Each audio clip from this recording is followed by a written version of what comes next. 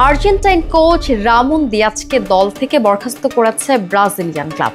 2025 সালের শুরুতে তার পারফরম্যান্সে হতাশায় ব্রাজিল। ফ্লুমিনেন্সের বিপক্ষে 2-0 গোলে হেরে যাওয়ার পরই তাকে দল থেকে বাদ দেওয়ার সিদ্ধান্ত নিল করিন্থিয়ান্স। এক বিবৃতিতে বিষয়টি নিশ্চিত করেছে দল কর্তৃপক্ষ।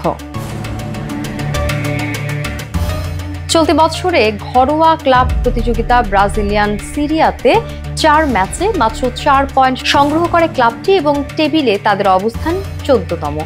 রামন দিয়াজ 2025 সালের মার্চের শেষ দিকে পাউলিস্তা চ্যাম্পিয়নশিপের শিরোপা জিতিয়েছিলেন করিন্থিয়ান্সকে, কিন্তু ব্রাজিলের শীর্ষ লিগে তার পারফরম্যান্সে খারাপ হওয়ার কারণে কঠিন পরিণতি ভোগ করতে হলো দিয়াজকে।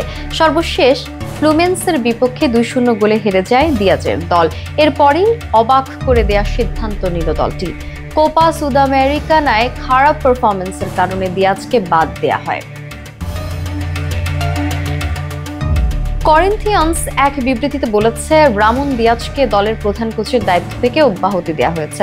ক্লাবের পরিচালনা পর্ষদ তার ক্লাবের প্রতি অবদানের জন্য ধন্যবাদ জানায় এবং তার ভবিষ্যৎ ক্যারিয়ারের জন্য শুভকামনা জানায়। 65 বছর বয়সী এই কোচ 2024 সালের জুলাইয়ে করিন্থিয়ান্সে যোগ দেন এবং তার প্রথম মৌসুমেই দলকে অবনমন থেকে রক্ষা করেন ও 2025 পাউলিস্তা চ্যাম্পিয়নশিপের শিরোপা জিততে সাহায্য করেন। করিন্থিয়ান্সের অনূর্ধ্ব-20 দলের কোচ অরলান্ডো রিবেইরো সিনিয়র দলের অনুশীলন পরিচালনা করবেন বলে জানিয়েছে ক্লাবটি। এখন পর্যন্ত অন্য কোনো কোচের সঙ্গে যোগাযোগ করা হয়নি বলেও জানায় তারা।